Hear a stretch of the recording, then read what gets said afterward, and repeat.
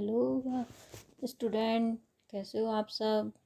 आशा है आप सब अच्छे होंगे और मन लगा कर पढ़ रहे होंगे और अपने एग्ज़ाम की तैयारी कर रहे होंगे अच्छे से। देखिए, आज हम लाए हैं practice set 2 UP TET and KVC का। ठीक है, चलिए 2022 और 23 का ये प्रैक्टिस सेट है। अब हम पढ़ते हैं। देखिए, बाल विकास एवं शिक्षण विधि भाग 1। बाल विकास एवं शिक्षण विधि भाग 1 का फर्स्ट क्वेश्चन है ये। फर्स्ट क्वेश्चन क्या है? ये है, मैं दिखाती हूँ आपको अच्छे से, जैसे कि आप ध्यान से पढ़ें। ये है पहला क्वेश्चन है ये। इसका है, बुद्धि लब्धि गुणांक के आधार पर मन बुद्धि के स्तर का सही क्रम क्या होगा? बुद्धि लब्धि गुणांक के आधार पर मन बुद्धिता के स्तर का सही क्रम क्या होगा? तो इसमें कौन सा हमारा राइट ऑप्शन कौन सा हो जाएगा? हमारा सी, मन बुद्धि, अल्प बुद्धि और जड़ बुद्धि। मन बुद्धि, अल्प बुद्धि, जड़ बुद्धि, ये तीनों हो जाएंगे। ठीक है, देखिए, हम विभिन्न मानसिक परीक्षणों के माध्यम से व्यक्ति की मानसिक आयु का पता लगा लेते हैं। बुद्धि लब्धि IQ के आधार पर मन बुद्धि के स्तर का सही क्रम, मन बुद्धि, अल्प बुद्धि, जड़ बुद्धि। किसी भी व्यक्ति की बुद्धि का पता लगाने के लिए विभिन्न प्रकार के बुद्धि परीक्षणों का निर्माण किया गया है, जैसे व्यक्तिक बुद्धि परीक्षण, सामूहिक बुद्धि परीक्षण। अब हमारा नेक्स्ट क्वेश्चन रहेगा, सेकंड क्वेश्चन है हमारा ये। निम्नलिखित में से कौन सही सुमेलित नहीं है? इसमें हमें कौन सा सुमेलित नहीं है वह बताना है ना। कौन सही सुमेलित नहीं है? तो इसमें है हमारा ऑप्शन नंबर सी, जो सुमेलित नहीं है ये सामूहिक है ना। सामूहिक भाषात्मक आर्मी बीटा टेस्ट परीक्षण। ठीक है, ये सही नहीं है ना। सामूहिक भाषात्मक परीक्षण के तहत आर्मी अल्फा टेस्ट व सेना सामान्य वर्गीकरण टेस्ट आता है, जबकि आर्मी बीटा टेस्ट का संबंध सामूहिक क्रियात्मक परीक्षण से होता है। व्यक्तिक क्रियात्मक परीक्षण में पोर्टियस भूल भुलैया परीक्षण टेस्ट और व्यक्तिक भाषात्मक परीक्षण में स्टैनफोर्ड बेनी स्केल परीक्षण सम्मिलित होता है ना। नेक्स्ट हमारा क्वेश्चन है, थर्ड क्वेश्चन है, यदि शिक्षक कक्षा में छात्रों की अधिक प्रतिभागिता चाहते हैं तो शिक्षक के लिए सर्वाधिक युक्त शिक्षण विधि होगी। कौन सी विधि होगी? सर्वाधिक शिक्षण विधि कौन सी होगी? सहभागी परीक्षण। इसमें बी ऑप्शन हमारा सही हो जाएगा, सहभागी परीक्षण हो जाएगा, है ना। ये सबसे अच्छी होगी शिक्षण विधि। यदि शिक्षक कक्षा के छात्रों की अधिक प्रतिभागिता चाहते हैं तो सहभागी परीक्षा शिक्षण विधि शिक्षक के लिए सर्वाधिक उपयुक्त होगी। प्रमुख शिक्षण सूत्र सरल से कठिन की ओर तथा ज्ञात से अज्ञात की ओर, स्थूल से सूक्ष्म की ओर, पूर्ण से अंश की ओर, अनिश्चित से निश्चित की ओर। बालकों के बौद्धिक विकास का क्रम अनिश्चित से निश्चित की ओर होता है। सही। अब हमारा नेक्स्ट क्वेश्चन है फोर्थ, प्रश्नोत्तरी प्रतिविधि शिक्षण विधि का जन्मदाता माना जाता है। कौन माना जाता है? इसमें हमारा ए ऑप्शन सही हो जाएगा, सुकरात माना जाता है ना। नेक्स्ट क्वेश्चन है हमारा फिफ्थ है, कौन सा अभिलेख छात्रों की योग्यता, रुचि क्षमताओं एवं प्रतिक्रियाओं की जांच करने हेतु रखा जाता है? तो इसमें हमारा ए ऑप्शन सही हो जाएगा, छात्र प्रोफाइल रखा जाता है ना। प्रश्नोत्तरी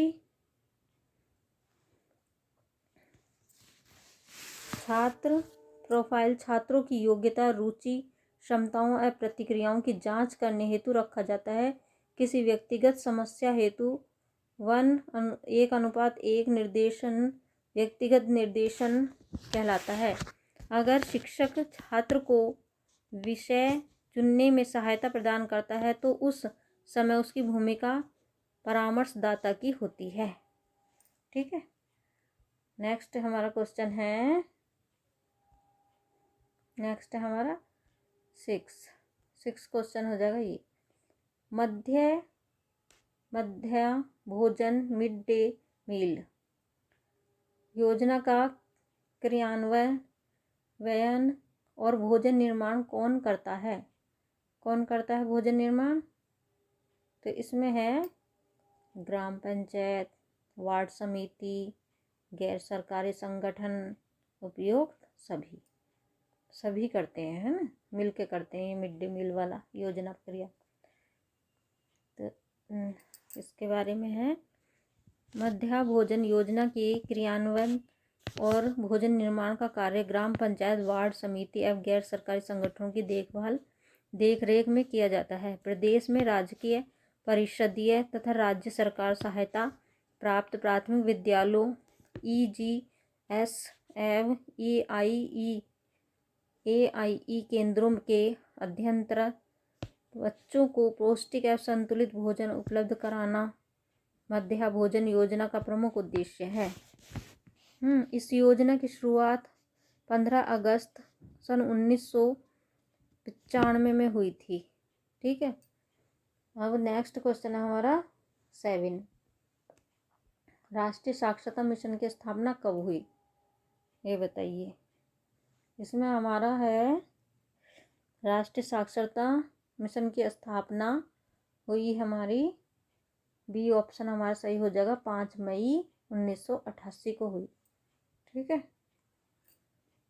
राष्ट्रीय साक्षरता मिशन की स्थापना 5 मई 1988 को एक सामाजिक तथा प्रौद्योगिक मिशन के रूप में राष्ट्रीय स्तर पर की गई थी, है ना। एक सामाजिक या प्रौद्योगिक मिशन के रूप में राष्ट्रीय स्तर पर की गई थी राष्ट्रीय साक्षरता मिशन की स्थापना 5 मई 1988 को। नेक्स्ट क्वेश्चन है हमारा 8।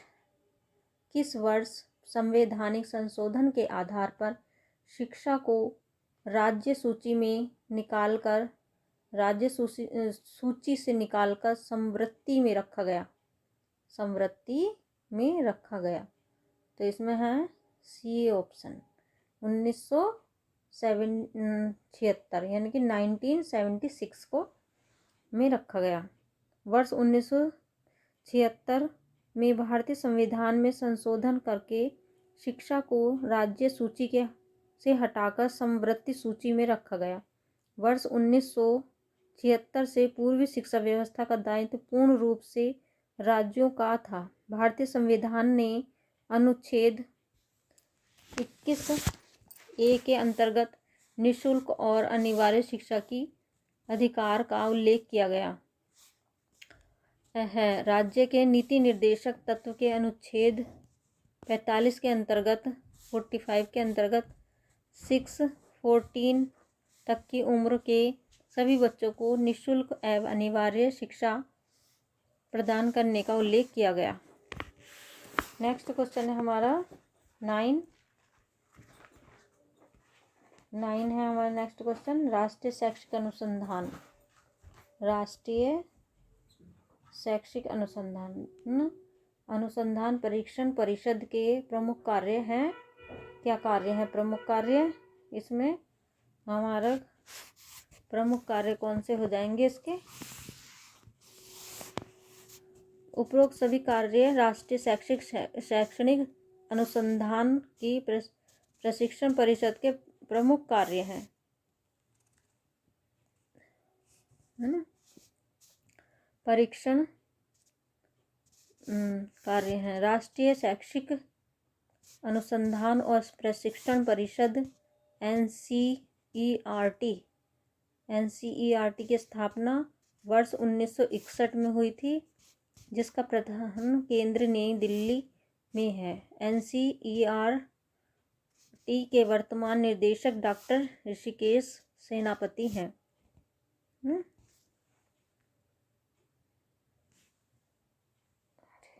नेक्स्ट क्वेश्चन है हमारा, तो सभी हैं इसमें। अब हमारा 10 क्वेश्चन है, विद्यालय शिक्षा का प्रबंध करने वाले स्थानीय निकाय कौन कौन से हैं?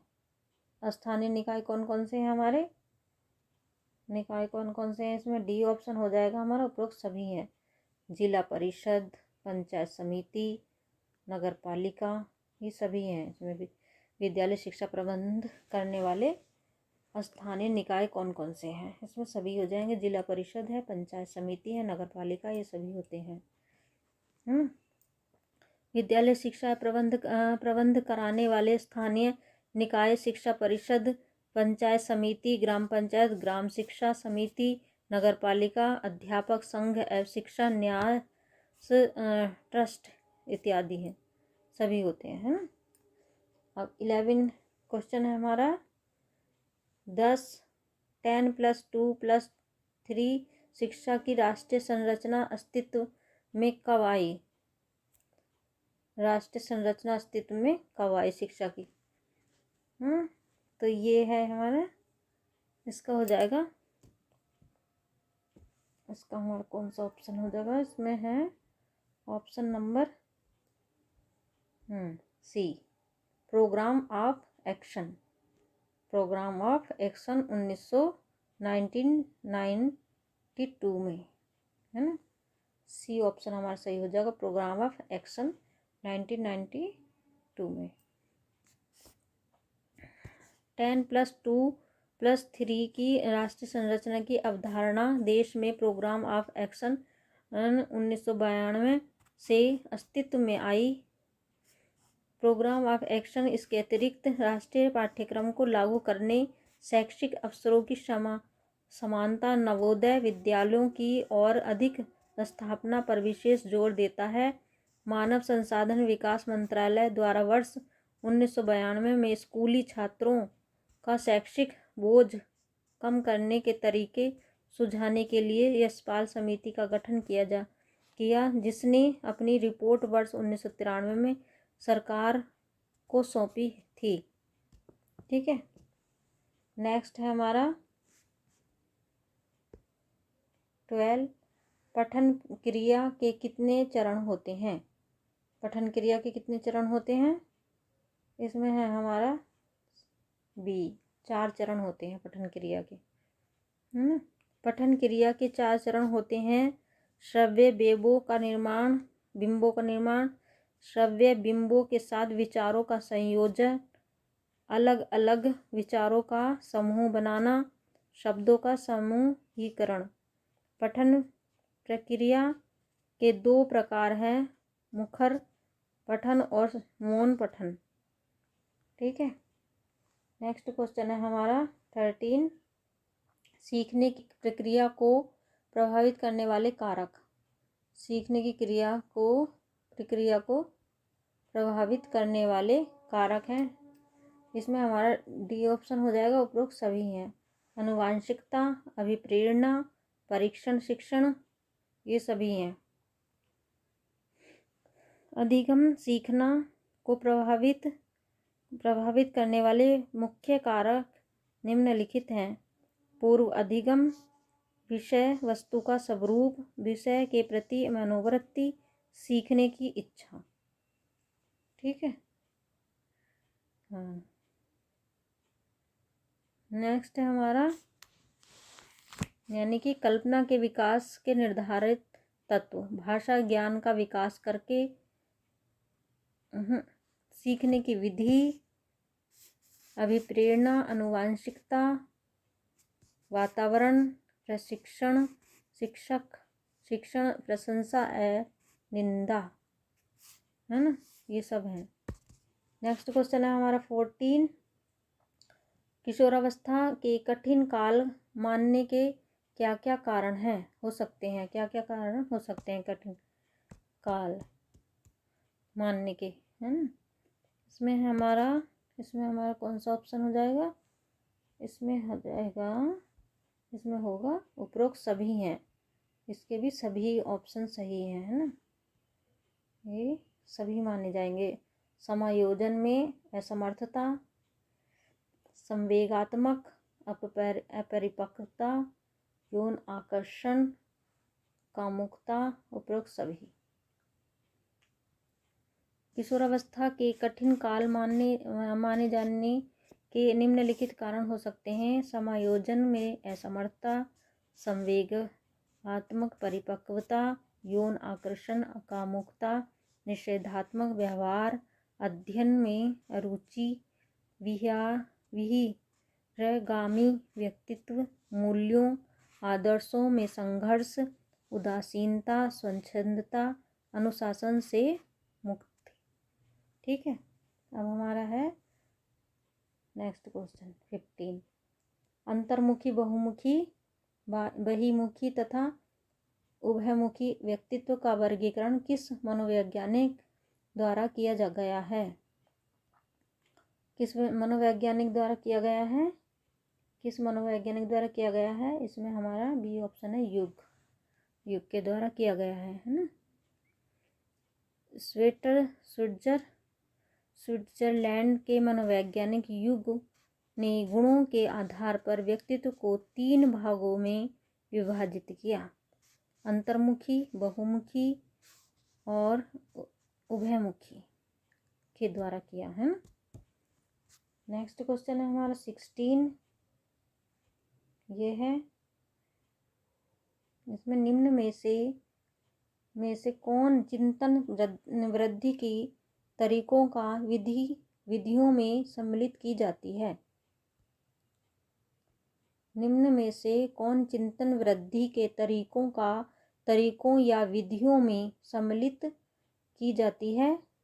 इसमें हमारा डी ऑप्शन है, उपरोक्त सभी। ज्ञान की गहनता, भाषा की परिपक्वता, सशस्त्र प्रेरणा, है ना।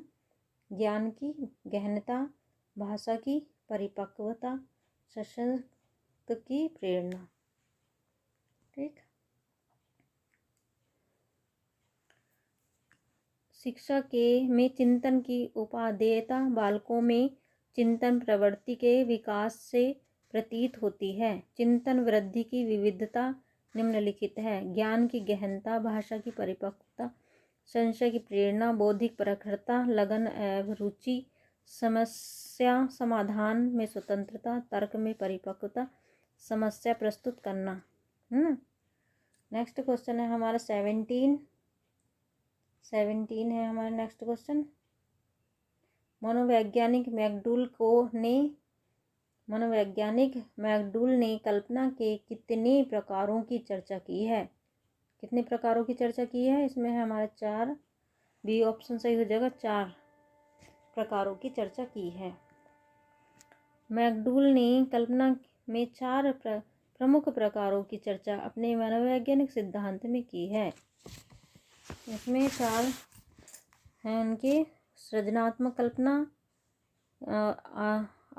आदानात्मक कल्पना, कार्यसाधक कल्पना, रसात्मक कल्पना, सैद्धांतिक कल्पना, व्यवहारिक कल्पना और मनोराज्यमिक कल्पना। कल्पना विकास के निर्धारित तत्व हैं। भाषा ज्ञान का विकास करके कहानियाँ व कथाएँ, अभिनय व कार्य भूमिका, कविताएँ, साहित्य व चित्रकारी इत्यादि। जन माध्यम। नेक्स्ट क्वेश्चन है हमारा 18।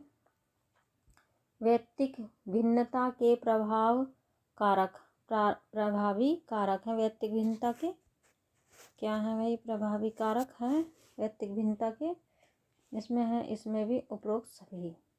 वंशानुक्रम, वातावरण, जाति प्रजाति का प्रदेश। व्यक्तिक भिन्नता का प्रभाव अधिगम प्रक्रिया व उसकी उपलब्धि पर पड़ता है। बुद्धि तथा व्यक्तिक भिन्नता के प्रमुख आधार हैं। व्यक्तिक भिन्नता के अनेक प्रभावी कारक हैं वंशानुक्रम, वातावरण, जाति, प्रजाति, देश, आयु व बुद्धि, शिक्षा व आर्थिक देश तथा लैंगिक भेद। नेक्स्ट क्वेश्चन है हमारा 19। इसमें मनोवैज्ञानिक वाइगोत्मिक व सिद्धांत से किससे संबंधित है? किससे संबंधित है? इसमें है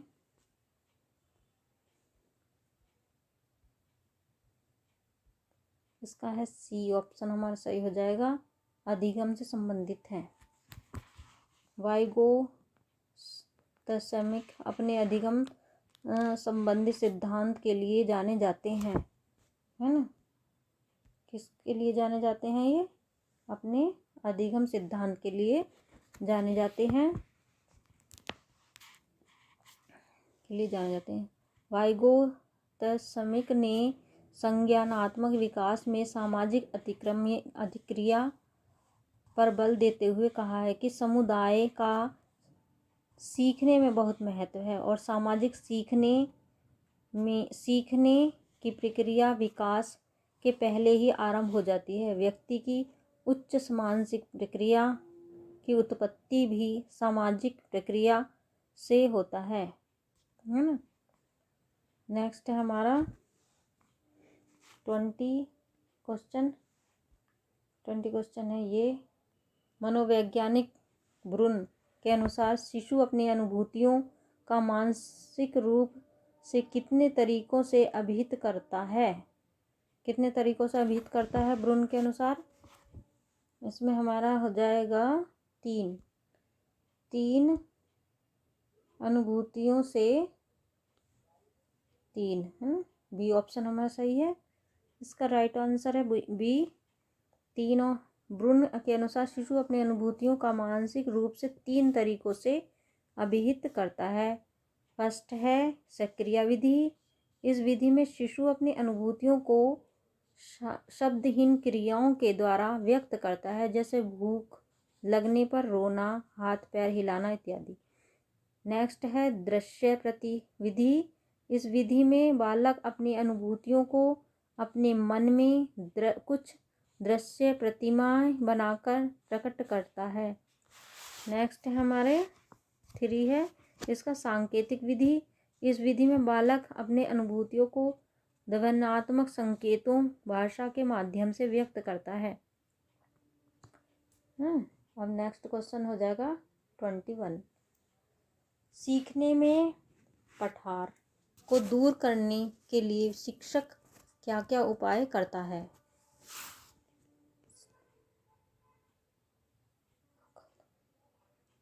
सीखने में पठार को दूर करने के लिए शिक्षक क्या क्या उपाय करता है? इसमें हमारा है, इसका कौन सा आंसर है हमारा? उपरोक्त सभी हैं। ये डी ऑप्शन सही हो जाएगा, इसका राइट आंसर डी ऑप्शन, उपरोक्त सभी। तो इसमें है हमारा, ये है हमारा सीखने वाले को प्रेरणा देता है ना। और बी है नवीन शिक्षण प्रणालियों का प्रयोग, बच्चों की व्यक्तिक विभिन्नताओं के अनुसार अध्ययन व शिक्षण। उपरोक्त सभी हैं इसमें, है ना। सीखने वालों को प्रेरणा देता है और नवीन शिक्षण प्रणाली का प्रयोग बताया गया है इसमें, है ना।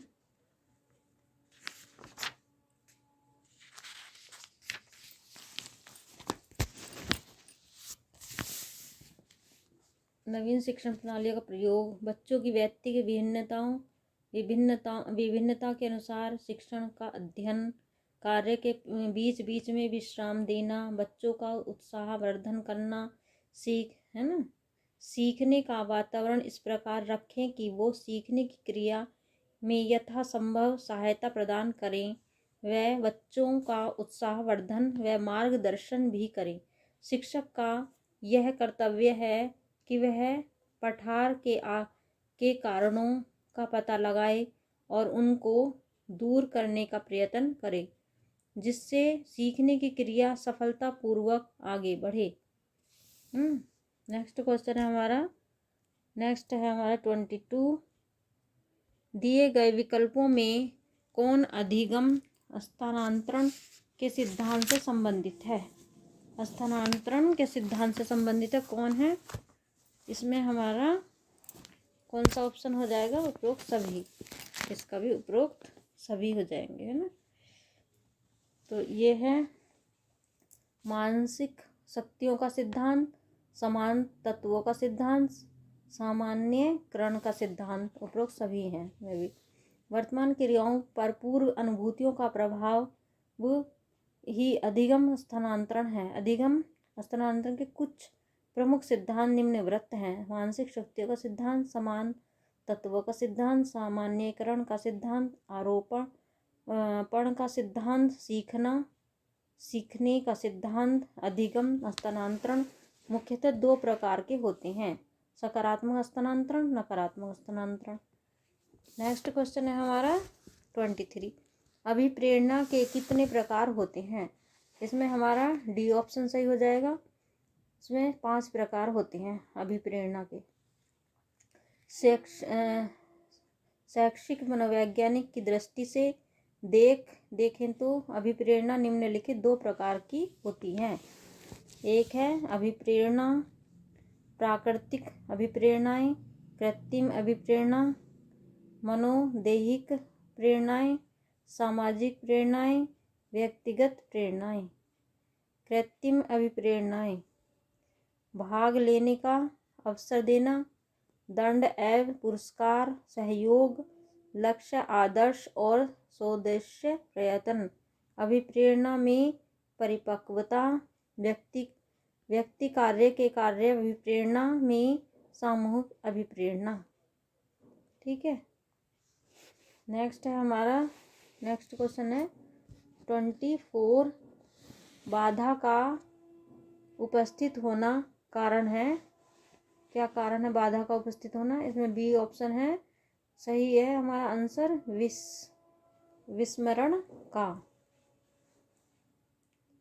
विस्मरण का अर्थ भूल जाना होता है। विस्मरण का कारण है बाधा का उपस्थित होना, दमन का होना। भावात्मक बाधा समय का प्रभाव, मादक पदार्थों का सेवन, विषय का स्वरूप इत्यादि। जिस कार्य को करने में रुचि, ध्यान व इच्छा नहीं होती, हम उस कार्य को शीघ्रता से भूल जाते हैं। यह कारण है बाधा का उपस्थित होने का कारण। नेक्स्ट क्वेश्चन है हमारा 25। निम्नलिखित में से बुद्धि लब्धि के संबंध में क्या सत्य है? इसमें क्या सत्य है बुद्धि लब्धि के संबंध में? इसका है आंसर, बुद्धि लब्धि में है वास्तविक आयु। बुद्धि लब्धि का इसका आंसर हो जाएगा हमारा वास्तविक आयु से व्युत्क्रय संबंध, है ना। ये हो जाएगा इसका आंसर। इसका आंसर हो जाएगा सी। इसका आंसर है सी। बुद्धि लब्धि एवं वास्तविक आयु कालक्रमानुक्रिया आयु परस्पर व्यक्तिनुपातिक रूप से संबंधित होती है। जैसे बुद्धि लब्धि बराबर मानसिक आयु बटे वास्तविक आयु गुणा 100, है ना। नेक्स्ट क्वेश्चन है हमारा 26। अधिगम से संबंधित किस विद्यार्थी की समस्याओं को सबसे अच्छा उपचार क्या है? सबसे अच्छा उपचार क्या है? निदानात्मक शिक्षण। सबसे अच्छा उपचार है इसका निदानात्मक शिक्षण है ना। सबसे अच्छा उपचार कौन सा हो जाएगा इसका? निदानात्मक उपचार। 26 अधिगम से संबंधित किसी विद्यार्थी की समस्याओं का सबसे अच्छा उपचार निदानात्मक शिक्षण द्वारा किया जा सकता है तथा साथ ही भविष्य का निर्धारण भी सही दिशा में किया जा सकता है। नेक्स्ट क्वेश्चन है हमारा, नेक्स्ट है 27। किसी भी शिक्षार्थी की सबसे महत्वपूर्ण विशेषता क्या होती है? तो इसमें हमारा कौन सा ऑप्शन हो जाएगा? इसमें हमारा हो जाएगा आज्ञाकारी। आज्ञाकारी है ना, आज्ञाकारी हो जाएगा इसका 27 का। शैक्षणिक काल में किसी भी विद्यार्थी की सबसे महत्वपूर्ण विशेषता उसका आज्ञाकारी होना और सही, यही उसकी सबसे महत्वपूर्ण विशेषता भी होती है। ठीक है। 28 है विद्यार्थियों में संवेगात्मक समायोजन प्रभावित होता है। किससे प्रभावित होता है? इसमें हमारा उपरोक्त सभी से प्रभावित होता है। व्यक्तित्व निर्माण में, अनुशासन में, कक्षा शिक्षण में, व्यक्ति निर्माण में, अनुशासन में, कक्षा शिक्षण में, उपरोक्त सभी में होता है ना। इसमें अब हमारा है विद्यार्थी का। ये विद्यार्थी में संवेगात्मक समायोजन प्रभावित होता है। किससे प्रभावित होता है इसमें? तो इसमें ये हो गया। संवेगात्मक समायोजन बच्चों के व्यक्तित्व निर्माण, कक्षा शिक्षण के में अनुशासन जैसे गुणों में परिणाम स्वरूप उत्पन्न होता है। यदि बालक कक्षा एवं समाज में उचित समायोजन कर लेता है तो उसमें सामाजिक गुणों का विकास भी संभव होता है। नेक्स्ट क्वेश्चन है हमारा 29 है हमारा ये, मानसिक स्वास्थ्य के नियमों को खोजना और उन्हें बनाए रखना अध्ययन का केंद्र बिंदु है। यह कथन किस शैक्षिक मनोवैज्ञानिक का है? किस शैक्षिक मनोवैज्ञानिक का है? इसमें है हमारा ड्रेवर का है ना, ड्रेवर का। जिस वक्र रेखा के प्रारंभ में सीखने की गति तीव्र होती है और कालांतर में क्रमशः मंद होती जाती है, उसे उन्नतोदर वक्र कहते हैं। मानसिक स्वास्थ्य के नियमों को खोजना और उन्हें बनाए रखना अध्ययन का केंद्र बिंदु है। ये कथन ड्रेवर महोदय का है। किसका है? ड्रेवर महोदय का है। वुडवर्थ स्मृति बुद्धि सीखी हुई वस्तु का सीधा उपयोग है। ठीक है। नेक्स्ट हमारा 30 क्वेश्चन, जिस वक्र में रेखा आरंभ में सीखने की गति तीव्र होती है और कालांतर में यह क्रमशः मंद होती जाती है, कहा जाता है उसे क्या कहा जाता है? उसको कहा जाता है बी ऑप्शन, उन्नतोदर है ना। इसमें बी ऑप्शन हो जाएगा। जिस वक्र रेखा में प्रारंभ में सीखने की गति तीव्र होती है और कालांतर में क्रमशः मंद होती जाती है, उसे उन्नतोदर वक्र कहते हैं। इस नेक्स्ट है हमारा क्वेश्चन। नेक्स्ट क्वेश्चन है हमारा 31। अच्छा, इसमें यही क्वेश्चन थे सिर्फ। ठीक है, ये हमारा हो गया प्रैक्टिस सेट। अब हमारा प्रैक्टिस सेट आ जाएगा, सेकंड प्रैक्टिस सेट है हिंदी भाषा, है ना, हिंदी भाषा। इसमें हमारे कुछ क्वेश्चन हैं, वे प्रैक्टिस सेट के पढ़ेंगे, अब उसको समझेंगे। देखिए गाइस, निम्नलिखित अवतरण को ध्यानपूर्वक पढ़ें और उससे संबंधित प्रश्न 31 से 35 तक के उत्तर दीजिए। यानी 31 से 35 तक के उत्तर उसमें हैं, उस अवतरण में है, उससे दीजिए। देखिए ये है इसमें। ठीक है। जो निकलकर बादलों की गोद से थी अभी एक बूंद कुछ आगे बढ़ी, सोचने फिर यही जी में लगी, आह क्यों घर छोड़कर मैं यूं बढ़ी। देव मेरे भाग्य में है क्या बदा, मैं बचूंगी या मिलूंगी धूल में, जल उठूंगी गिर अंगारों पर, किसी चूहू पीऊंगी या कमल के फूल में, बह उठी उस काल के एक ऐसी हवा, वह समंदर और आई अनमनी, एक सुंदर सीप का था मुंह खुला, वह उसी में जा गिरी मोती बनी।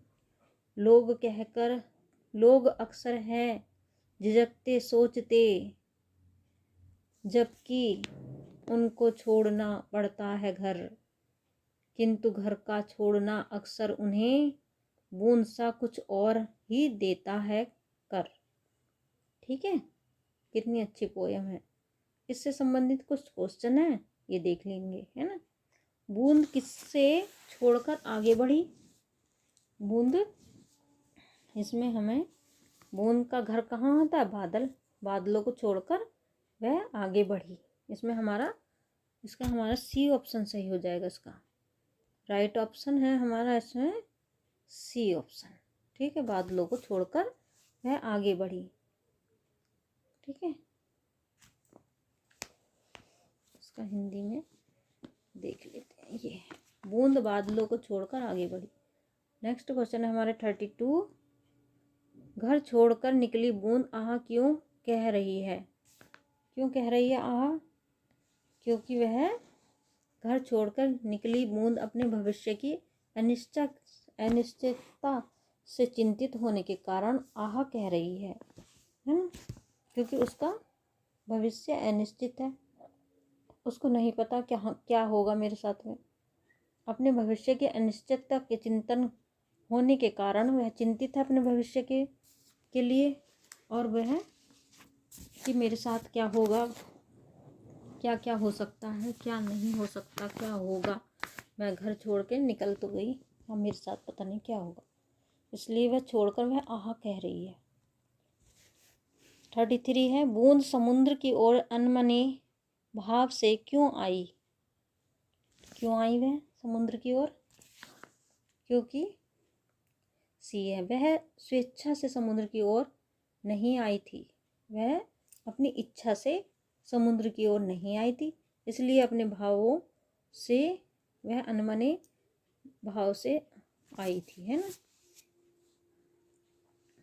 बूंद समुद्र की ओर अनमने भाव से आई क्योंकि वह स्वेच्छा से समुद्र की ओर नहीं आई थी।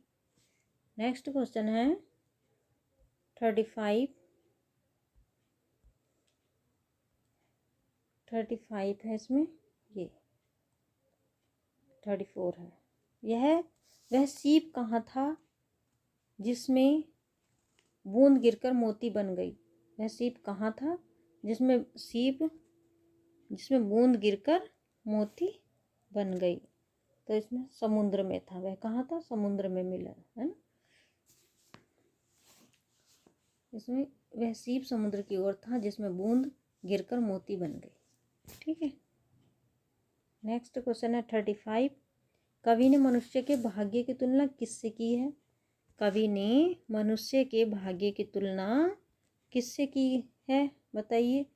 इसमें हमारा डी ऑप्शन सही है, राइट है। धरती की ओर गिरती बूंद से की है। धरती की ओर गिरती बूंद से ही तो की है कवि ने मनुष्य के भाग्य की तुलना धरती की और गिरती बूंद से की है। 36 है क्वेश्चन। व्यंजन कितने प्रकार के होते हैं? इसमें व्यंजन के बारे में पूछ लिया है, व्यंजन कितने प्रकार के होते हैं। तो इसमें है स्वरों की सहायता से बोले जाने वाले वर्ण व्यंजन कहलाते हैं। परंपरागत रूप से व्यंजनों की संख्या कितनी होती है? 33 होती है। कितनी होती है व्यंजनों की संख्या? 33 होती है। इसमें सी ऑप्शन हमारा आंसर हो जाएगा, राइट आंसर हो जाएगा हमारा सी। 33 होती है व्यंजनों की संख्या, है ना, मानी जाती है। द्विगुण उपेक्षित व्यंजन अड़ और ढ को जोड़ देने पर इनकी संख्या 35 हो जाती है। 37 है ढीग शब्द का तत्सम है। ढीठ शब्द का तत्सम रूप क्या होगा हमारा? डी, धृष्ट, है ना, धृष्ट हो जाएगा। ढीठ तद्भव शब्द है और इसका तत्सम धृष्ट होता है। नेक्स्ट क्वेश्चन है 38। साधु का विलोम शब्द है असाधु। साधु का विलोम शब्द असाधु हो जाएगा, सही है। साधु का विलोम शब्द असाधु है। अन्य विकल्पों में प्रस्तुत शब्द लगभग एक ही अर्थ को व्यक्त करता है ना। नेक्स्ट क्वेश्चन है 39। समरूपी शब्द अजर अजरी में भिन्नार्थ शब्द होते हैं। अजर और अजरी के भिन्नार्थ शब्द होते हैं। जो बूढ़ा न हो आंगन, जो बूढ़ा न हो आंगन वो होता है ना।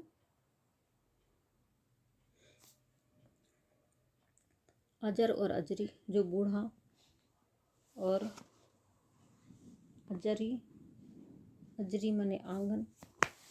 जो बूढ़ा न हो अजर होगा है ना, अजरी माने आंगन हो गया। समरूपी है ना, समरूपी शब्द है और अजरी और अजर। तो जो बूढ़ा ना हो सका वो अजर हो गया और जो अजरी आंगन हो गया है ना। 39। अजर का अर्थ होता है जो बूढ़ा ना हो तथा अजरी का अर्थ होता है आंगन होता है। नेक्स्ट है हमारा 40 क्वेश्चन। मेहतरानी, मेहतरानी का पुल्लिंग है मेहतर, मेहतर हो जाएगा इसका पुल्लिंग, ठीक है।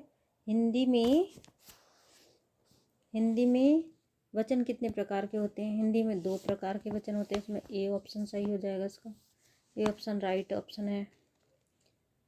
और 42 है निम्नलिखित में सर्वनाम कौन सा है? सर्वनाम कौन सा है निम्नलिखित में? इसमें है तुम, ए ऑप्शन है, ये सर्वनाम है तुम, हम, मैं, आप इत्यादि सर्वनाम कहे जाते हैं, है ना। इसमें 43 में है इनमें कौन सा युग्म विश्लेषण नहीं है? राम और लक्ष्मण, डी ऑप्शन हो जाएगा इसका, राम लक्ष्मण विश्लेषण नहीं है इसमें, है ना, विश्लेषण नहीं है इसका, डी ऑप्शन सही हो जाएगा। 44 है हमारा क्रियार्थक संज्ञा क्या है? क्रियार्थक संज्ञा, इसमें ए ऑप्शन सही हो जाए, ए ऑप्शन सही है इसका। जब क्रिया संज्ञा की तरह व्यवहार में आए क्रियात्मक संज्ञा है, ठीक है। अब हमारा 44 हो गया। 44 45 ये भूतकाल कितने भेद होते हैं? भूतकाल के 6 भेद होते हैं, है ना। भूतकाल के 6 भेद होते हैं। भूतकाल के 6 भेद होते हैं। सामान्यतः भूत, आसन भूत, सामान्य भूत, असामान्य भूत, पूर्ण भूत, अपूर्ण भूत, संदिग्ध भूत, हेतु मद भूत, ठीक है। 46 है हमारा हिंदी में वाच्य कितने प्रकार के होते हैं? हिंदी में हमारे वाच्य सी ऑप्शन इसका सही है, 3 प्रकार के होते हैं हिंदी में वाच्य। हिंदी में वाच्य 3 प्रकार के होते हैं, कर्तावाच्य, कर्मवाच्य और भाववाच्य, ठीक है। 47 प्रबल में कौन सा उपसर्ग है? तो प्रय, इसमें जो उपसर्ग है प्रय है, इसका बी ऑप्शन सही हो जाएगा। 48 है झगड़ालू में कौन सा प्रत्यय है? इसमें बी ऑप्शन सही है, आलू प्रत्यय लगा हुआ है। झगड़ालू में कौन सा प्रत्यय है? आलू लगा हुआ जो वो प्रत्यय है 48 का। नेक्स्ट क्वेश्चन है 49 अन्वेषण का संधि विच्छेद बताइए। अन्वेषण का संधि विच्छेद है, इसमें हमारा सी ऑप्शन राइट है, अनु प्लस एषण, अन्वेषण हो जाएगा इसका। लोकप्रिय शब्द में समास है, ए ऑप्शन इसका सही हो जाएगा, तत्पुरुष समास है। लोकप्रिय में कौन सा समास है? तत्पुरुष समास, ठीक है। नेक्स्ट क्वेश्चन हमारा विराम अर्थ। विराम का अर्थ क्या है? विराम का अर्थ है विश्राम या आराम, विराम का अर्थ है ना, विश्राम करना या आराम करना विराम का अर्थ होता है, ठीक है। 52 है घुटने टेकना, मुहावरे का अर्थ है हार मानना। घुटने टेकना, हार मान लेना, किसी भी काम में हार मान लेना, घुटने टेक दिए इसने। 52 हो गया। 53 है चरण कमल बंदो हरिराई में किस अलंकार का प्रयोग किया गया है? चरण कमल बंधु हरिराई में किस अलंकार का प्रयोग है? रूपक अलंकार। ए ऑप्शन सही हो जाएगा इसका, राइट ऑप्शन है ए, है ना। और 56 है, बालकृष्ण भट्ट की आत्मकथा के लेखक हैं हजारी प्रसाद द्विवेदी। इसमें सही है ऑप्शन हो जाएगा हजारी प्रसाद द्विवेदी। बाण भट्ट की आत्मकथा के लेखक हजारी प्रसाद द्विवेदी है, सभी को पता है, फेमस है ये। बाण भट्ट की आत्मकथा फेमस कृति है, हजारी प्रसाद द्विवेदी की है, उनके लेखक, उनकी कृति है ये, ठीक है। 55 है, सुंदर कपोत के जोड़े जब बागों में राह दिखाते थे, मन बहक बहक की ही जाता था, सृष्टि का पाठ पढ़ाते थे। क्या है ये? इसमें है, ये है उपयुक्त कविता में तुकांत बताइए। तुकांत हमें बताना। देखते थे, पढ़ते थे, तो ये क्या है? तुकांत है ना। प्रस्तुत कविता में देखते थे, पढ़ते थे, तुकांत है। नेक्स्ट क्वेश्चन है हमारा, नाद क्या है? नाद क्या है भाई? नाद है इसमें हमारा, नाद क्या है? कविता का सौंदर्य तत्व है नाद। कविता का सौंदर्य तत्व नाद होता है। नाद कविता का सौंदर्य तत्व है। कविता अपनी नाद सौंदर्य से मन को मोह लेती है, ठीक है। नेक्स्ट क्वेश्चन है हमारा 57। इसमें हमारा है डी ऑप्शन। शिक्षा का चरम लक्ष्य शिक्षार्थी का सर्वगुण विकास है, निम्नलिखित में से कौन सा कथन असत्य है? कौन सा कथन असत्य है इसमें? इसमें डी ऑप्शन जो है वह असत्य है। विद्यालय पाठ्यचर्या के एक अंग के रूप में भाषा की महत्वपूर्ण भूमिका नहीं होती। एक अंग के रूप में भाषा की महत्वपूर्ण भूमिका नहीं होती। शिक्षा का चरम लक्ष्य शिक्षार्थी का सर्वगुण विकास है, निम्नलिखित सा कथन असत्य है, ठीक है। 57 हो गया। 58 है, विद्यालय आने से पूर्व बालक क्या है? मौखिक भाषा अर्जन कर लेते हैं, विद्यालय आने से पूर्व, है ना। 58, विद्यालय आने से पूर्व बालक अपने परिवार के सदस्यों से अंत क्रिया में मौखिक भाषा का अर्जन कर लेते हैं। 58 हो गया, है ना। 59 है, संज्ञानात्मक विकास से तात्पर्य है। संज्ञानात्मक विकास से तात्पर्य क्या है हमारा? इसमें हमारा है सी ऑप्शन, विद्या शिक्षार्थी का बौद्धिक विकास। बौद्धिक विकास जो है हमारा सही है इसका, है ना। 60 है, मूल्यांकन का मुख्य प्रयोजन। मूल्यांकन का मुख्य प्रयोजन क्या है इसमें डी ऑप्शन हो जाएगा इसका सही। शिक्षार्थी की प्रगति के बारे में नकारात्मक निर्णय लेना क्या है? मूल्यांकन का मुख्य प्रयोजन है, ठीक है। इसमें है हमारा मूल्यांकन का मुख्य प्रयोजन शिक्षार्थी की प्रगति के बारे में निरंतर निर्णय लेना, है ना। नेक्स्ट क्वेश्चन है हमारा 61। 61 है हमारा, है ना। 60 क्वेश्चन हो गए हमारे, है ना।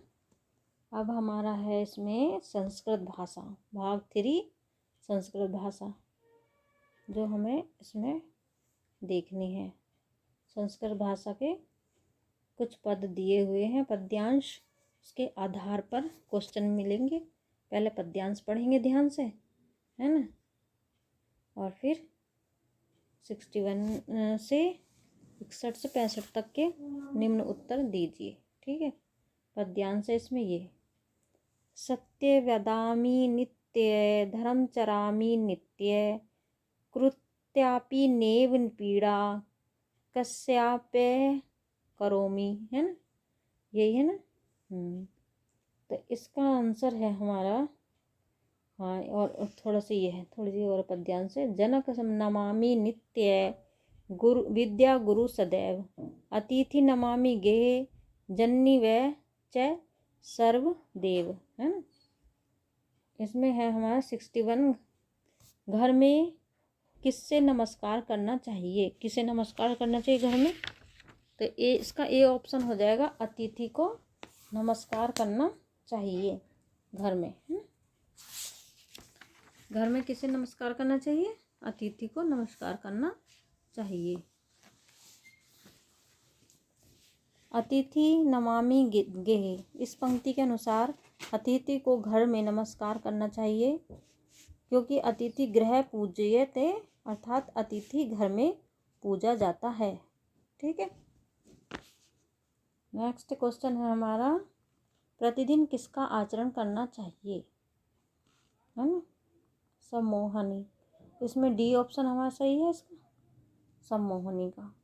प्रतिदिन किसका आचरण करना चाहिए, सम्मोहनी नम का, है ना।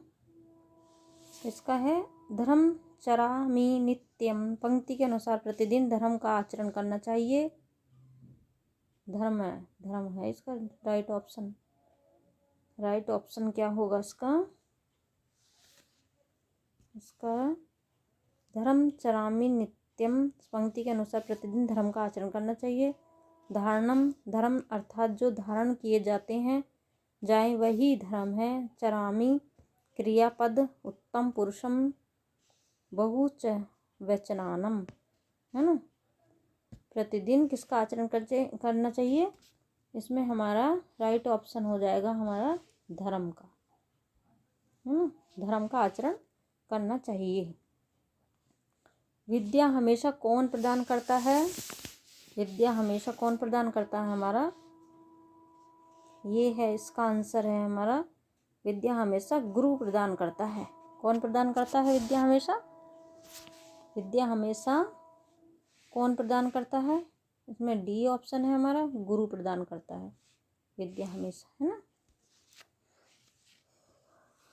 विद्या सदैव गुरु प्रदान करता है। पद की निम्न पंक्ति विद्या गुरु सदैव से इस प्रश्न के उत्तर की पुष्टि हो जाती है, जो ज्ञान प्रदान करे वही गुरु है। कहाँ भी गया है कि गुरु ब्रह्मा गुरु विष्णु गुरु देवो महेश्वरे गुरु साक्षात परम ब्रह्म तस्मै श्री गुरुवे नमः। नेक्स्ट क्वेश्चन है हमारा 64, प्रतिदिन किसे नमस्कार करना चाहिए, प्रतिदिन हमें किसे नमस्कार करना चाहिए, इसमें हमारा है पिता, ए ऑप्शन हमारा सही हो जाएगा इसका। प्रतिदिन हमें पिता को नमस्कार करना चाहिए, इसका हमारा सही ऑप्शन है पिता। जनक नमामि नत्य से स्पष्ट है कि पिता को प्रतिदिन नमस्कार करना चाहिए। जनक नमामि नित्य स्पष्ट है, प्रतिदिन पिता को प्रतिदिन नमस्कार करना चाहिए। नेक्स्ट क्वेश्चन है हमारा, दिए गए पद्यांश में निम्नलिखित में से किसका महत्व एवं प्रकार होता है, प्रकाशित होता है ना। महत्व प्रकाशित होता है, किसका महत्व प्रकाशित होता है, तो इसमें है गुरु का महत्व प्रकाशित होता है। उपयुक्त पद्यांश में विद्या का महत्व प्रकाशित होता है, विद्या का, है ना। किसका महत्व प्रकाशित होता है, इसमें विद्या का, ये नहीं है, विद्या का महत्व प्रकाशित होता है। उपयुक्त पद्यांश में विद्या का महत्व प्रतिदिन किया गया है, प्रतिपादित किया गया है। विद्या मत्र नमश नुते, विद्या से अमृत की भी प्राप्ति होती है। कहा भी जाता है विद्या धन की सर्वप्रधान धन है, विद्या ही सर्वप्रधान धन है, विद्या धन सर्वधन प्रधाने, है ना। विद्या ही सब प्रकार का धन है, उसको हमने पा लिया, अर्जित कर लिया, तो समझ लो सारे विश्व का धन हमारे पास है। ठीक है। नेक्स्ट है हमारा 66, असंभयम शब्द रूप है। असम्य भयम शब्द रूप क्या है, इसमें सी ऑप्शन 66 का है। असंभयम शब्द है धातु शब्द का चतुर्थी विभक्ति बहुवचन रूप है ना। चतुर्थी विभक्ति बहुवचन रूप है असभ्यम। असभ्यम शब्द में चतुर्थी बहुवचन है बस। ये ऑप्शन इसका सही हो जाएगा। इसका कौन सा ऑप्शन सही होगा हमारा? ए ऑप्शन सही होगा, ए ऑप्शन। ठीक है। 67 है, अह तत्वा पश्यामि किसका कर्मवाच्य है? अह तत्वा पश्यामि किसका कर्मवाच्य है? इसमें है हमारा अह तत्वा पश्यामि, तो इसमें हमारा कौन सा ऑप्शन हो जाएगा? इसमें कर्मवाच्य में बनाने के लिए सबसे पहले कर्ता को तृतीय विभक्ति में रखते हैं तथा मूल धातु में यत जोड़ देते हैं, है ना,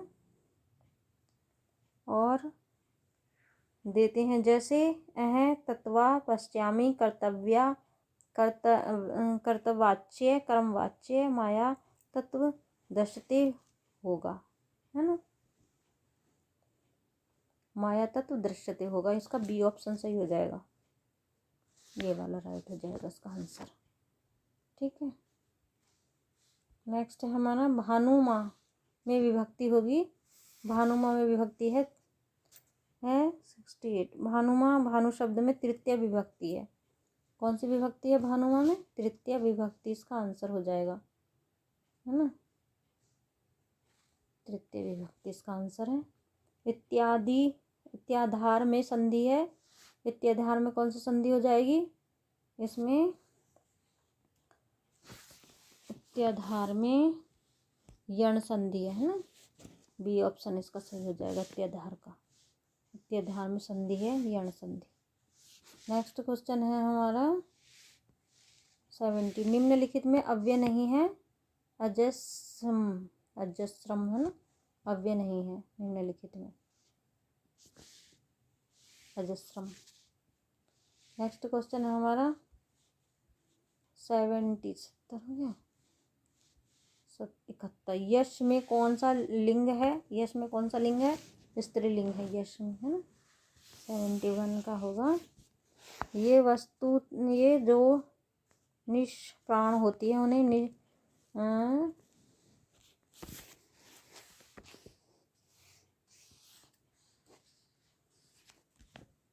उन्हें नपुंसक लिंग के अंतर्गत रखा जाता है।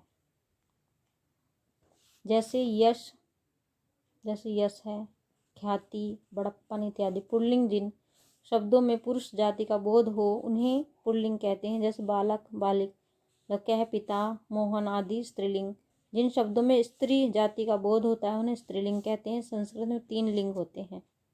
कितने लिंग होते हैं? स्त्रीलिंग। संस्कृत यश में तो पुल्लिंग है ना, यश का तो पुल्लिंग हो गया था। जैसे यश, ख्याति, बड़प्पन इत्यादि में कौन सा लिंग है? इन्हें नपुंसकलिंग के अंतर्गत रखा जाता है। जैसे यश, ख्याति नपुंसकलिंग है, इसका आंसर सही आंसर हो जाएगा इसका नपुंसकलिंग, है ना। और पुल्लिंग जिन शब्दों में पुरुष जाति का बोध होता है उन्हें पुल्लिंग कहते हैं। जैसे बालक, पिता, मोहन आदि। स्त्रीलिंग जिन शब्दों में स्त्रीलिंग जाति का बोध होता है उन्हें स्त्रीलिंग कहते हैं। जैसे संस्कृत में 3 लिंग होते हैं, है ना। ठीक है। नेक्स्ट क्वेश्चन है हमारा 72। महर्षि वाल्मीकि को रामायण रामचरित्र के ज्ञान का वरदान किसने दिया? किसने दिया था इसमें? महर्षि वाल्मीकि को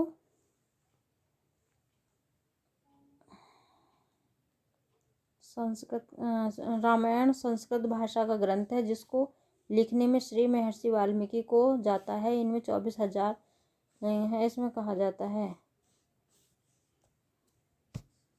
इसमें शिव को कहा जाता है ना।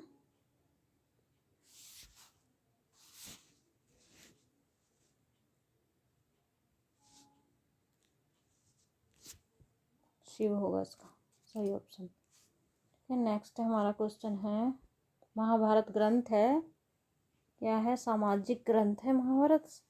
73 महाभारत ऐतिहासिक ग्रंथ है। देखो मैंने ऐतिहासिक कहा था, इसमें सामाजिक ऑप्शन दे रखा था तो बार बार देखा मैंने। ऐतिहासिक है महाभारत ग्रंथ। कैसा है? ऐतिहासिक ग्रंथ है। ऐतिहासिक ग्रंथ है महाभारत।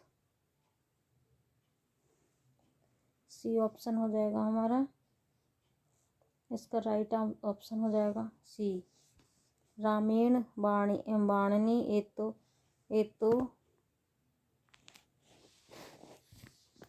महाभारत एक ऐतिहासिक ग्रंथ है जिसको लिखने का श्रेय कृष्णदेवरायन महर्षि वेदव्यास जी को जाता है। इसमें 1,00,000 श्लोक हैं व 18 पर्व हैं। इसमें कितने पर्व हैं? इसमें 18 पर्व हैं और 1,00,000 श्लोक हैं इसमें रामायण महाभारत में, है ना।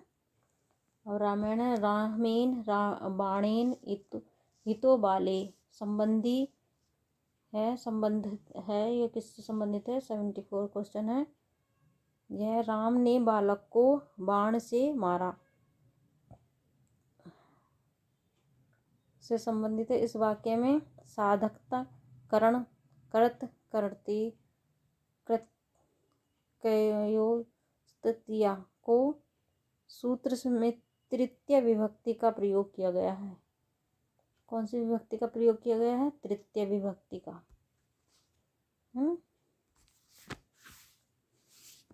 तो इसका सही ऑप्शन हो जाएगा हमारा बी ऑप्शन सही हो जाएगा इसका। इसमें भी बी ऑप्शन हमारा सही हो जाएगा 74 में। ठीक है। नेक्स्ट क्वेश्चन है हमारा, कंटकाल में समास है। कंटकाल में समास कौन सा हो जाएगा? कंटकाल में है हमारा समास बहुब्रीहि समास। कंटकाल में बहुब्रीहि समास है हमारा इसमें। इसका हमारा सी ऑप्शन सही होगा, बहुब्रीहि समास। इसमें हमारा बी ऑप्शन सही हो जाएगा, बहुब्रीहि समास है कंटकाल में। कंटकाल में बहुब्रीहि समास है।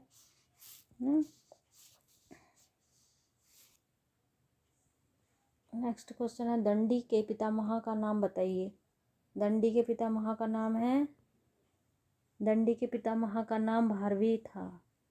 दंडीकृत दश कुमार चरितम आदित्य गद्य काव्य है। कौन थे इनके पिता का नाम? भारवी है ना, भारवी था इनके पिता का नाम। बी ऑप्शन हमारा सही हो जाएगा इसका, भारवी। 77 क्वेश्चन है, 16 का षोडश कहते हैं। 16 को क्या कहते हैं? षोडक। षोडक कहते हैं 16 को। षोडश, षोडश कहते हैं। 77 का डश, ये सही है इसका ऑप्शन। ये वाला सही है इसका ऑप्शन 16 का। मृच्छकटिकम किसकी रचना है? मृच्छकटिकम 78 है। मृच्छकटिकम शूद्रक की एकमात्र कृति है। किसकी है? शूद्रक की है ये एकमात्र कृति। शूद्रक की एकमात्र कृति है ये मृच्छकटिकम।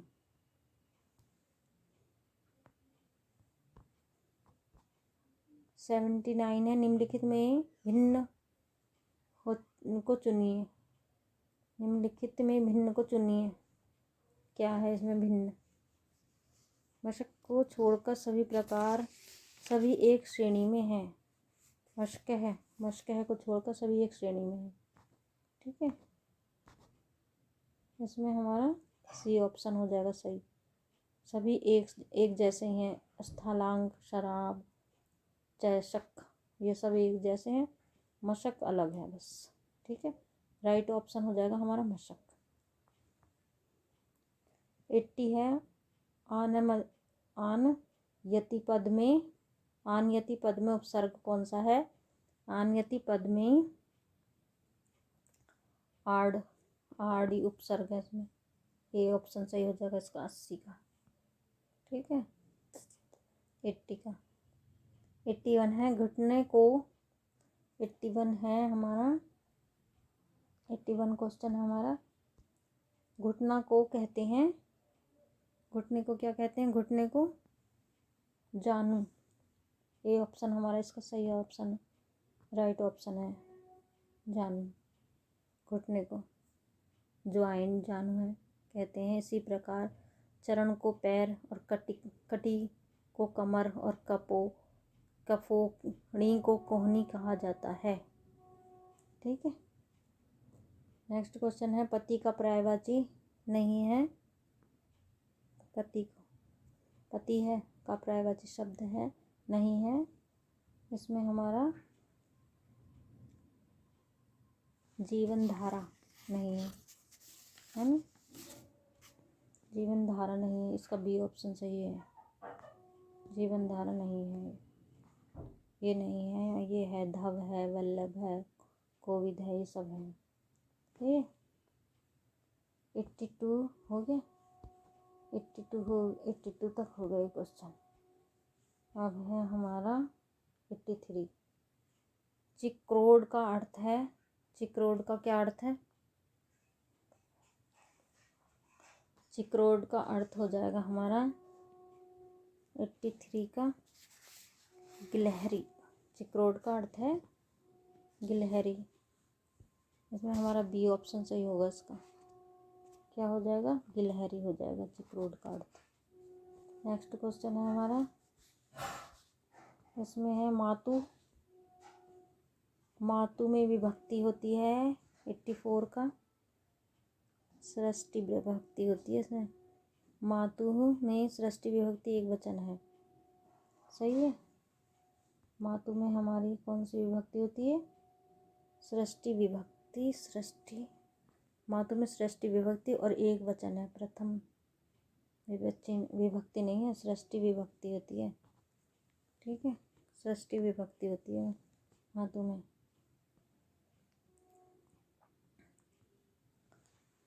नेक्स्ट क्वेश्चन है हमारा, पंचवेद माना जाता है। पंचवेद माना जाता है क्या? रामायण माना जाता है ना पंचवेद। पंचवेदों की संख्या 4 है। इनमें महाभारत की महत्ता को देखकर उसमें 5 वेदों के रूप में स्वीकार किया गया। महाभारत वेद व्यास जी की अद्वितीय कृति है। पंचवेद माना जाता है क्या?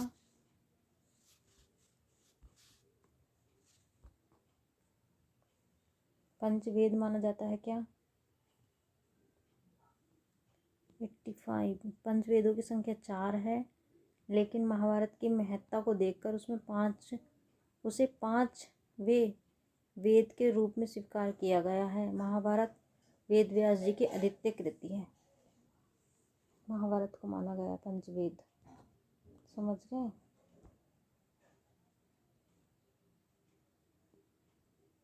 ये नहीं है, महाभारत को माना गया पंचवेद। व्याकरण शिक्षण की सर्वश्रेष्ठ विधि मानी जाती है। व्याकरण शिक्षण की सर्वश्रेष्ठ विधि मानी जाती है। व्याकरण शिक्षण की सर्वश्रेष्ठ विधि आगमन निगमन विधि को माना जाता है। आगमन निगमन विधि को माना जाता है। ठीक है, आगमन निगमन विधि को माना जाता है। व्याकरण शिक्षण सर्वश्रेष्ठ विधि मानी जाती है। आगमन निगमन विधि को माना जाता है। 86। व्याकरण शिक्षण विधि की सर्वश्रेष्ठ विधि आगमन निगमन विधि को माना जाता है। इस विधि के द्वारा कोई भी बात बच्चे सरलता से समझ जाते हैं। कैसे समझ जाते हैं बच्चे? सरलता से समझ जाते हैं। व्याकरण को वेद पुरुष का कौन सा अंग माना जाता है? व्याकरण को वेद पुरुष का कौन सा अंग माना जाता है? पुरुष का कौन सा अंग माना जाता है व्याकरण को? 87 है। वेदांगों की संख्या 6 है,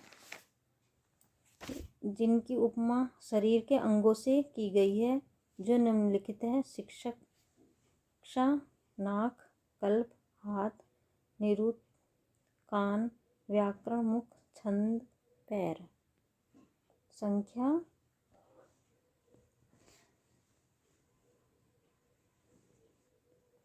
वेद पुरुष का कौन सा अंग माना गया है? व्याकरण को वेद पुरुष का कौन सा अंग माना गया है? व्याकरण को वेदांगों की संख्या 6 है। जिसकी उपमा शरीर के अंगों से की गई है जो निम्नलिखित हैं। नेक्स्ट क्वेश्चन है हमारा 78। निगमन विधि के प्रवर्तक हैं। कौन है निगमन विधि के प्रवर्तक? है पाणिनि, पतंजलि, कात्यायनी मुनि को मुनित्री की संज्ञा दी गई है। ये अद्वितीय व्याकरणाचार्य हैं। पतंजलि को निगमन विधि का प्रवर्तक माना गया है। पतंजलि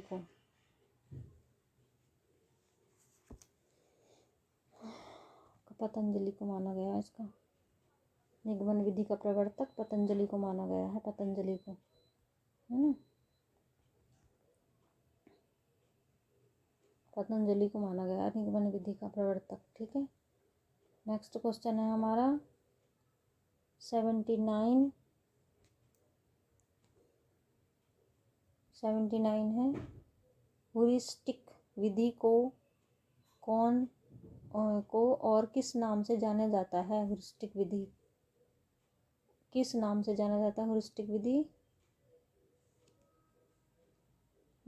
विधि को और किस नाम से जाना जाता है? यह है निरीक्षण विधि, है ना। ह्यूरिस्टिक विधि 89 है। ह्यूरिस्टिक विधि के प्रणेता रूसो हैं, जो कि प्रकृतिवादी हैं, है ना। ह्यूरिस्टिक विधि को क्या माना जाता है? ह्यूरिस्टिक विधि को किस नाम से जाना जाता है? निरीक्षण विधि के नाम से जाना जाता है। ह्यूरिस्टिक विधि के प्रणेता रूसो हैं, जो कि प्रकृतिवादी है। बस। नेक्स्ट क्वेश्चन है हमारा 90। दृष्टिलेख कहते हैं। दृष्टिलेख विधि कहते हैं किसे? प्रतिलेख विधि को। इसमें हमारा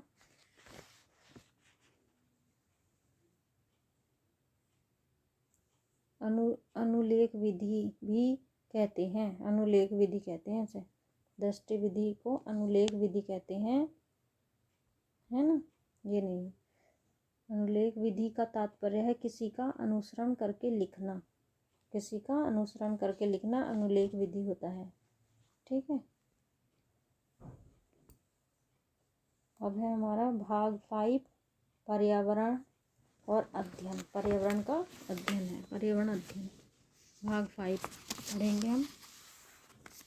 इसमें हमारा क्वेश्चन है 121 से प्रयोजन विधि के जन्मदाता। प्रयोजन विधि के जन्मदाता हैं, कौन है हमारे प्रयोजन विधि के जन्मदाता?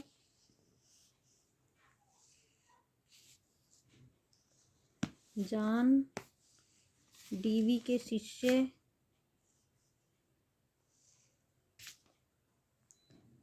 कैलपेटिक ने प्रयोजना विधि को जन्म दिया।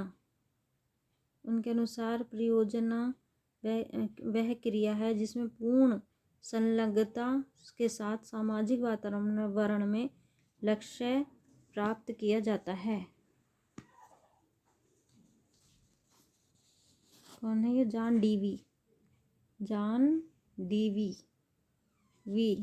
के शिष्य है ना। जॉन डीवी के शिष्य किलपेटिक जॉन डीवी के शिष्य हैं ये किलपेटिक, WH किलपेटिक है ना उनका आंसर। किलपेटिक ने प्रयोजन विधि को जन्म दिया था। किस विधि को? प्रयोजन विधि को जन्म दिया था। इसका आंसर हो जाएगा ये। ठीक है, को जन्म दिया। इसमें पूर्ण संलग्न के साथ सामाजिक वातावरण में लक्ष्य प्राप्त किया जाता है। ठीक है। नेक्स्ट क्वेश्चन है हमारा 122 पर्यावरण अध्ययन की कक्षा में अवधारणाओं को स्पष्ट करने के लिए कविताओं और कहानी का प्रयोग करना है। क्या है कहानी का प्रयोग करना?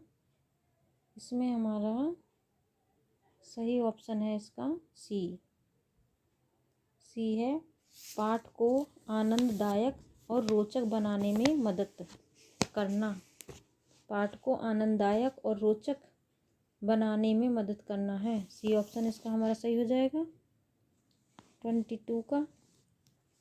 पर्यावरण अध्ययन की कक्षा में अवधारणाओं को स्पष्ट करने के लिए कविताओं और कहानी कथाओं कथन के प्रयोग से छात्रों की निरीक्षण शक्ति तीव्र होती है और उनकी विचार प्रक्रिया सक्रिय हो जाती है और उन्हें चिंतन तथा अवबोधन बढ़ता है। चिंतन तथा अवबोधन बढ़ता है ना। ठीक है, नेक्स्ट क्वेश्चन है हमारा 123 क्वेश्चन है हमारा ये, एकल परिवार से तात्पर्य है। एकल परिवार से क्या तात्पर्य है हमारा? एकल परिवार से तात्पर्य है माता पिता और उनके विवाहित बच्चे। एकल परिवार से तात्पर्य होता है ना अविवाहित बच्चे, माता पिता और उनके अविवाहित बच्चे। एकल परिवार को प्राथमिकता परिवार भी कहा जाता है, जिसमें प्राय माता पिता और उनके अविवाहित बच्चे शामिल होते हैं। भारतीय परिवेश में दो प्रकार के परिवार पाए जाते हैं, संयुक्त परिवार और एकल परिवार।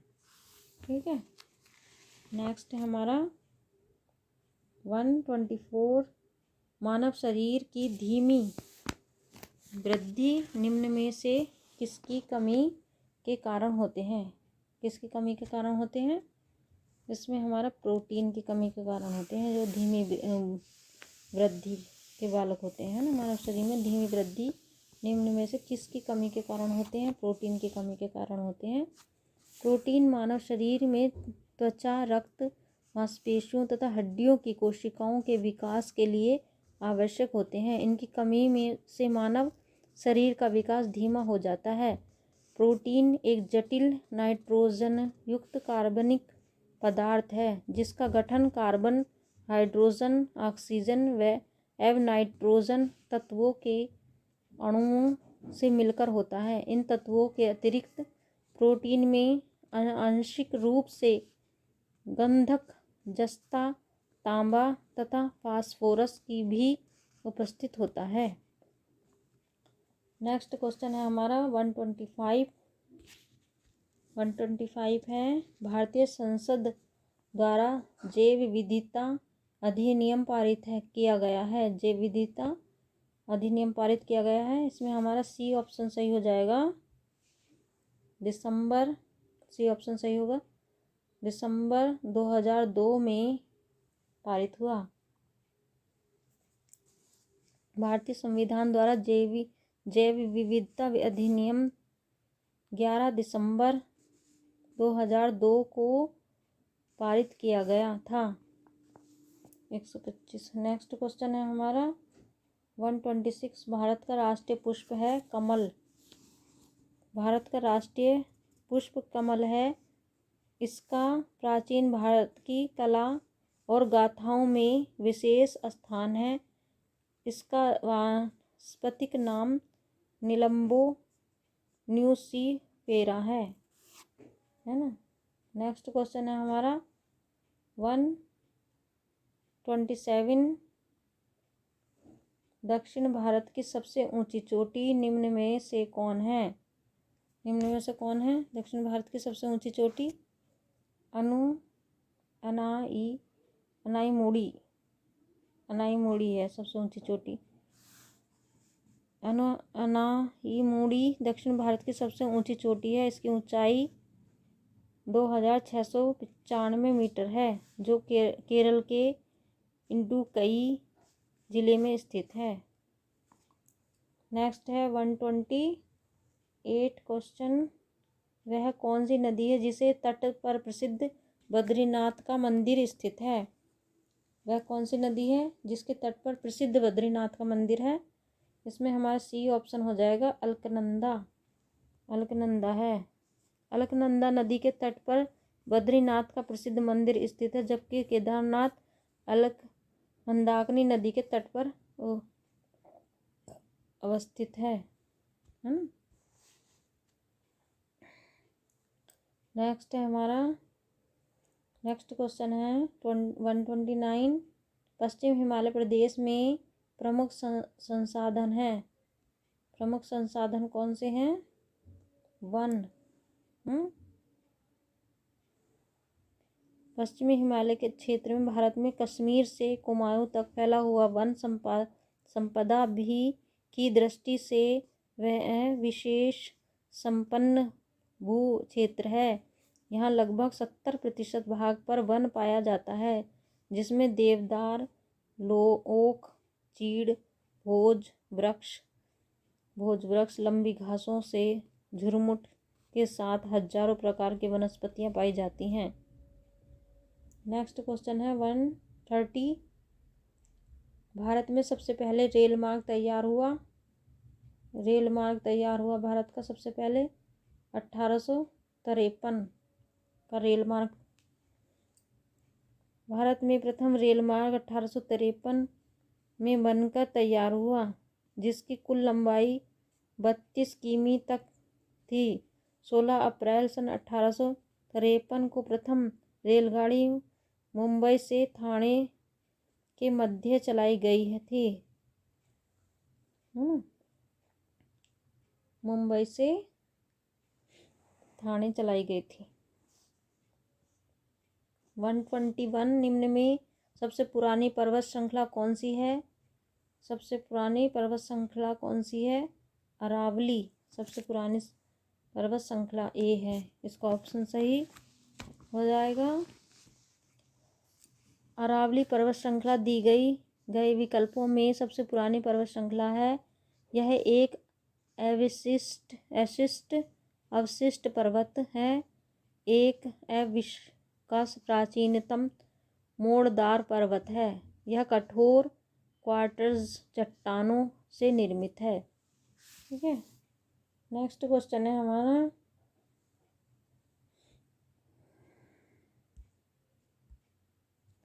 नेक्स्ट क्वेश्चन है 132। मेडागास्कर कहाँ पर स्थित है? मेडागास्कर कहाँ पर स्थित है? इसमें ए ऑप्शन है हिंद महासागर में स्थित है। मेडागास्कर द्वीप हिंद महासागर में के दक्षिण पश्चिम में स्थित है। इसके पूर्वी भाग में मॉरीशस तथा पश्चिमी सीमा पर अफ्रीका की भूमिका से लगा मोजाम्बिक देश स्थित है। मोजाम्बिक देश स्थित है ना। ठीक है। 133। भारत की संविधान निर्मात्रिक सभा के अध्यक्ष कौन थे? निर्मात्रिक सभा के अध्यक्ष थे डॉक्टर राजेंद्र प्रसाद। संविधान सभा की प्रथम बैठक के अध्यक्षता 9 दिसंबर सन 1946 को अस्थायी अध्यक्ष के रूप में डॉक्टर सच्चिदानंद सिन्हा ने की थी। इसकी अंततः 11 दिसंबर सन 1946 को संविधान सभा ने डॉक्टर राजेंद्र प्रसाद को निर्विरोध संविधान सभा के अस्थायी अध्यक्ष के रूप में निर्वाचित किया था, है ना। संविधान निर्माण सभा के अध्यक्ष कौन थे? Doctor Rajendra Prasad. Next question है उत्तर प्रदेश का राजकीय पक्षी है। राजकीय पक्षी कौन सा है? इसमें डी ऑप्शन सही हो जाएगा। इसका हमारा डी ऑप्शन सही है, सारस क्रेन। और इसका हमारा बी ऑप्शन सही है। तो इसका डी ऑप्शन है सारस और क्रेन। उत्तर प्रदेश का राजकीय पक्षी है सारस और क्रेन। सारस को क्रेन कहा जाता है ना। 30। और उत्तर प्रदेश का राजकीय पक्षी सारस क्रेन है, जबकि राजकीय पुष्प पलाश है। नेक्स्ट क्वेश्चन है हमारा 135। भारतीय संविधान में मौलिक कर्तव्यों का विचार लिया गया है किसका? रूस के संविधान से विचार लिया गया था, है ना। कर्तव्यों का विचार लिया गया था रूस के संविधान से। 35। भारतीय संविधान के मूल कर्तव्यों का विचार पूर्व संविधान संघ से लिया गया था। मूलतः पूर्व संविधान संघ से लिया गया था।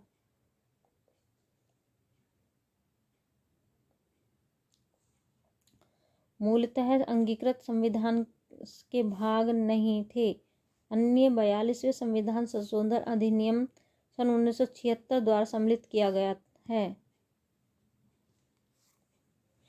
नेक्स्ट क्वेश्चन है हमारा 136। ग्रीन हाउस गैसों की संकल्पना की थी। ग्रीन हाउस गैसों की संकल्पना की थी किसने? जोसेफ फोरियर ने। जोसेफ फोरियर ने की थी। सन 1824 में जोसेफ फोरियर ने ग्रीन हाउस हरित गृह गैसों की संकल्पना की थी। हरित गृह गैसों की संकल्पना की थी किसने? जोसेफ फोरियर ने। ठीक है, जोसेफ फोरियर ने गैसों की संकल्पना की थी। किसने सर्वप्रथम डायोबायोविस्वर्सिटी शब्द का प्रयोग किया था? किसने किया था? ये ऑप्शन है वाल्टर जी रोसेन ने। वाल्टर जी रोसेन ने किया था, है ना।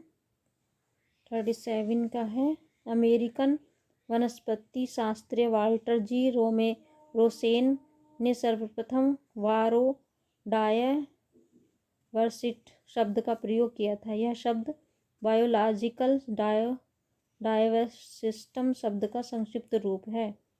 नेक्स्ट क्वेश्चन है 138। 138 है सबसे लंबा वृक्ष है सिकोया। सिकोया का विश्व का सबसे लंबा वृक्ष सिकोया है, जो संयुक्त राज्य अमेरिका में के कैलिफोर्निया में पाया जाता है। इसकी लंबाई 369 फीट होती है। इसकी लंबाई कितनी होती है? 369 फीट होती है। सिकोया की लंबाई कितनी होती है? 369 फीट होती है इसकी लंबाई। 139 है वाहनों में पेट्रोल जलने से निम्न में से वह कौन सी धातु है जो वायु को प्रदूषित करती है? लैंड, है ना। सी ऑप्शन हो जाएगा इसका आंसर। सन 1924 में वाहनों में पेट्रोल के जलने से लैंड धातु निकलती है जो वायु को प्रदूषित करती है। लैंड का प्रयोग इंजन में नॉकिंग रोकने से किया जाता है के लिए किया जाता है। नेक्स्ट क्वेश्चन है 140। भारतीय प्रायद्वीप की सबसे ऊंची चोटी कौन सी है? सबसे ऊंची चोटी कौन सी है? इसमें बी ऑप्शन हो जाएगा अनाईमुड़ी। सबसे ऊंची चोटी है अनाईमुड़ी, है ना। नेक्स्ट क्वेश्चन है हमारा 141 है लवण जल में उगलने वाले पौधे कहलाते हैं हेलोफाइट्स कहलाते हैं। लवणीय जल में उगलने वाले पौधे क्या कहलाते हैं? हेलोफाइट्स कहलाते हैं। 141 लावण्य मृदभिद अर्थात हेलोफाइट्स उन पौधों को कहते हैं जो उच्च लवण्य युक्त जल में पैदा होते हैं। ऐसे पौधे लवण्यता युक्त जल में ही विकास कर पाते हैं। शाल्टर मार्क्स घाट पर उत्पन्न वनस्पतियां इसका एक उदाहरण है ना। नेक्स्ट क्वेश्चन है हमारा 142 है निम्न में वह कौन सा उज्जैविक प्रदूषक है जो भूमिगत जलों को प्रदूषित करता है? तो वो है इसमें सी ऑप्शन है आर्सेनिक है वो, है ना। भूमि जल को प्रदूषित करने वाला आर्जेविक है प्रदूषित आर्सेनिक है। यह संक्रमण मुख्य रूप से प्रकृति में पाए जाने वाले बेडरॉक से उत्पन्न आर्सेनिक से होता है। नेक्स्ट क्वेश्चन है 140। तो इसका आंसर हो गया ये। नेक्स्ट क्वेश्चन है हमारा 143, जल में घुलनशील विटामिन निम्न में से कौन सा है? तो इसमें है हमारा बी ऑप्शन विटामिन सी, जो जल में ही घुलनशील है, विटामिन सी। जल में घुलनशील विटामिन सी है। इसके अतिरिक्त विटामिन बी की भी जल में घुलनशील होता है, जबकि विटामिन ए, डी, ई और विटामिन के वसा में विलेय होते हैं। ठीक है। नेक्स्ट क्वेश्चन है हमारा 144 है ये, निम्न में किसकी उपस्थिति के कारण दूध में मिठास रहती है? किसकी उपस्थिति के कारण दूध में मिठास होती है? लैक्टोज की उपस्थिति के कारण दूध में मिठास रहती है। ध्यातव्य है कि लैक्टोज एक प्राकृतिक शर्करा है। यह एक कार्बोहाइड्रेट है जिसकी उपस्थिति के कारण दूध में हल्की मिठास आ जाती है। नेक्स्ट क्वेश्चन है 145 है हमारा क्वेश्चन, निम्न में किसकी कमी के कारण मनुष्य में मधुमेह रोग हो जाता है? तो इसमें हमारा बी ऑप्शन है, इंसुलिन की कमी के कारण मनुष्य में मधुमेह हो जाता है, नहीं शुगर हो जाता है मनुष्य को। इंसुलिन की कमी के कारण मनुष्य में मधुमेह रोग हो जाता है। इंसुलिन एक हार्मोन है, एक रुधिर में शर्करा का नियमन करता है। रुधिर में वह शर्करा का नियमन करता है। नेक्स्ट क्वेश्चन है 146, जलीय जंतु में श्वसन होता है गलफोड़ा द्वारा श्वसन हो जाता है इसमें, जलीय जंतुओं में। जलीय जंतुओं में जैसे मछली आदि में श्वसन गलफोड़ा द्वारा होता है। नेक्स्ट क्वेश्चन है हमारा 147, मेयर का कार्यकाल कितने वर्ष का होता है?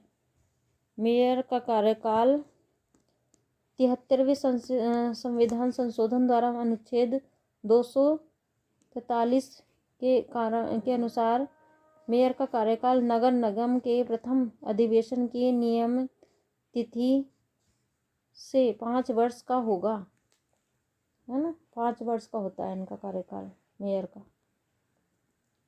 नेक्स्ट है ब्लॉक स्तर पर पंचायती समिति है। ब्लॉक स्तर पर पंचायती समिति क्या है? इसमें बी ऑप्शन इसका सही हो जाएगा, प्रशासनिक अधिकरण की समिति है ना। 48, ब्लॉक स्तर पर पंचायत समिति प्रशासनिक अधिकरण के अंतर्गत कार्य करती है। नेक्स्ट है हमारा 149, शिक्षक को कक्षा शिक्षण के दौरान इस बात का पूरा ध्यान रखना चाहिए कि क्या है वह? सी ऑप्शन, पाठ के उद्देश्य पूर्ण हो।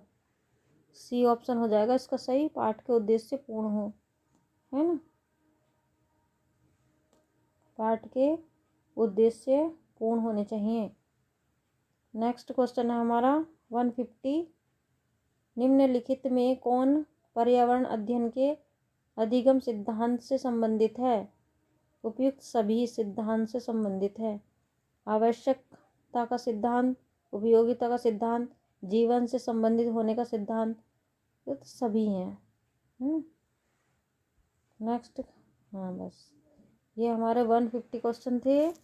इसमें देखिए ये हमारा test paper second, practice set second था, और जितने मैंने ये सब्जेक्ट पढ़ाए हैं ये सब महत्वपूर्ण सब्जेक्ट हैं इसके, और इसको ध्यान से देखिए, पढ़िए, समझिए, और मैंने इसकी व्याख्या भी आपको बताई है, तो इसको भी ध्यान से देखिए, पढ़िए। और ये 2022 और 23 वाले पेपर में आने वाले महत्वपूर्ण क्वेश्चन हैं, इनको ध्यान से बार बार देखिए, प्रैक्टिस करिए। इनका प्रैक्टिस पेपर 2 था ये। इस तरह से ही मैं इसके प्रैक्टिस सेट करवाऊँगी आपको। इसके 10 प्रैक्टिस सेट है मेरे पास, 10 प्रैक्टिस सेट मैं आपको करवा दूँगी। और बहुत इम्पोर्टेंट क्वेश्चन जो मैं लाई हूँ, बहुत इम्पोर्टेंट है, वेरी इम्पोर्टेंट क्वेश्चन है। इनको बार बार देखिए, आपकी परीक्षा में आपके सहायक बनेंगे ये क्वेश्चन, और महत्वपूर्ण क्वेश्चन है। ध्यान से पढ़िए। मेरे चैनल वीडियो को लाइक करिए, शेयर करिए और चैनल को सब्सक्राइब करिए। मिलते हैं नेक्स्ट वीडियो में स्टडी विद ममता मैम के साथ। Thank you very much.